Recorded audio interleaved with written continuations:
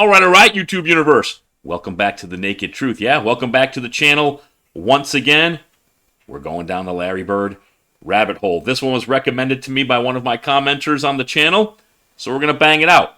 It's not a video, it's more of an audio file, but it's the great story of Jayson Williams talking about the time Larry Bird schooled him so hard he thought about committing suicide. So we're going to jump right into it.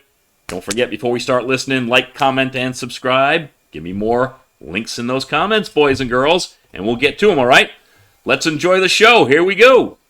You know, you think about those kind of guys from that era. We had talked about some of the shit talking with MJ. Was MJ the best shit talker, or were there some other guys out there who were like, okay, who was great, and what were they actually saying on the court? First of all, Michael Jordan will beat you up in practice if you didn't check him hard enough.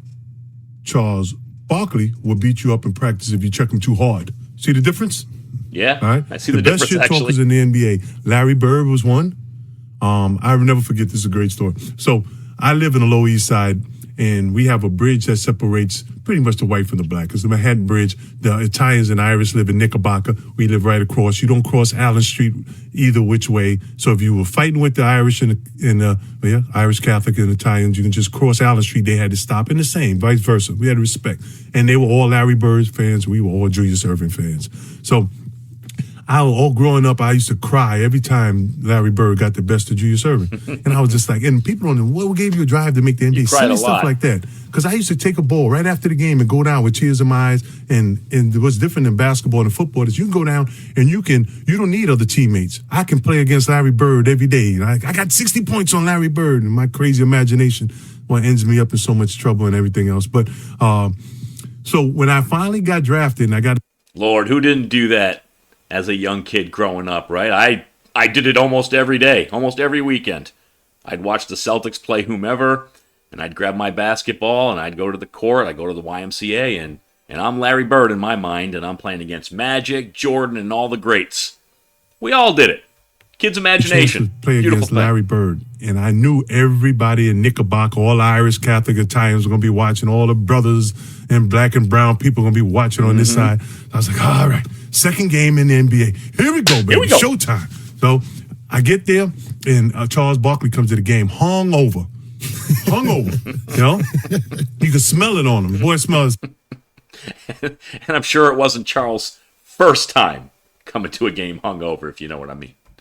Like a sailor, man, like possum nuts. Woo, possum nuts. So Larry Bird comes in the game, they started, and he goes, Charlie, you've been out all night, man. Here, take this with you. Boom, he starts lightening up Charles Barkley. Gives him about 10 points real quick. He smelled it on him. Smelled it on him, right?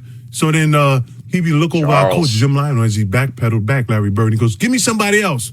So they put in Rick Mahorn, and they look at Rick and say, if you got a whole ass, you got to make 2 trips, boy. You can't check me. Why? Larry Bird just talked. Then he goes, give me that guy over there, Armin Gillian. And Armin Gillian come in. And one thing about Armin, people thought when they passed the ball into the post with Armin Gillian, he wouldn't pass it back out. It's because they kept trading him so many times, and he was colorblind. That's why he held onto the ball. He didn't know what team he was on. That's true. Right? So the whole time I'm going, Coach, put me in the game. Colorblind? Put me in, Coach. I want him. So now he's lightening up on him again, and he struts back like only Larry Bird can do.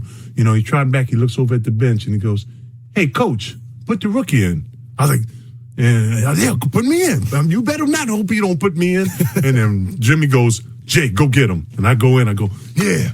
That's the right attitude to have, though. You have to have that attitude, even to go against the great Larry Bird and all the other greats in the league. Yeah, you have to.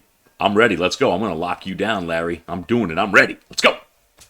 Hey, what you want to do? Come on, baby. Let's go. Let's get it on. And he gives me a pump fake, and I jump clear across his head. And when I come back down, he looks at me and goes, stupid rookie. Boom, and hits a 3-pointer. So I'm like, oh, okay, that's one. He's Larry Bird. Stupid rookie. You know, and now the only thing that's going on my mind is all the white people in Knickerbocker watching this.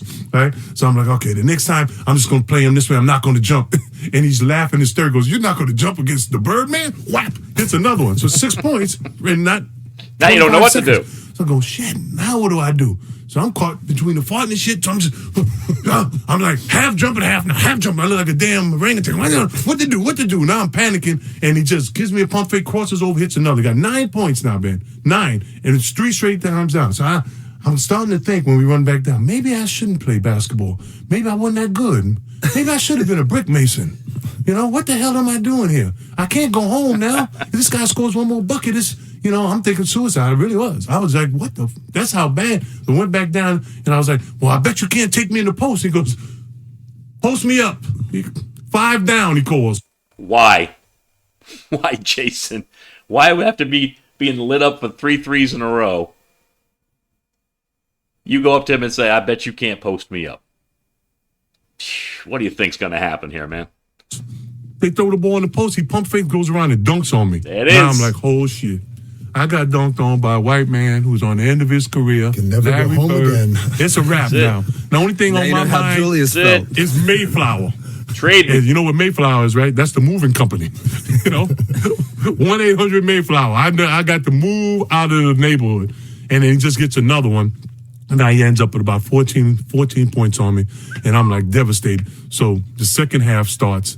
And I'm on the bench, and he starts lighting up Charles Barkley again. He's lighting up Rick Mahorn. Then he's lighting up Arm McGillian, right? And the coach comes down to the bench. You got nobody else to put in the game. And he looks at me, and I start looking into the stands with the fans.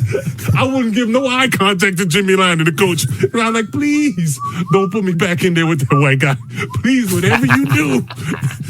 It was the first time in my life I was ever scared to be go into a basketball game.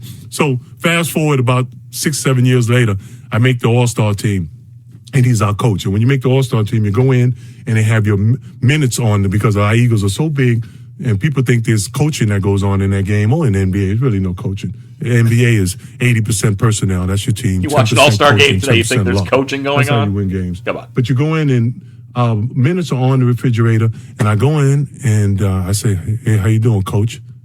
And Larry Bird looks at me and goes, your minutes on the refrigerator. I was like, thanks, coach. And I started walking over to go see my minutes. He goes, you fucking rookie. He remembered. So he remembered him lighting me up all those days. Okay, so now what was your question? That was a great story, boys and girls. Too bad there wasn't a video associated with it, but he told that very, very well. Super hilarious. So again, we're not going to make these any longer than they need to be. I appreciate you stopping by. I hope you enjoyed it. Like, comment, and subscribe. And until next time, the Naked Truth. We're out.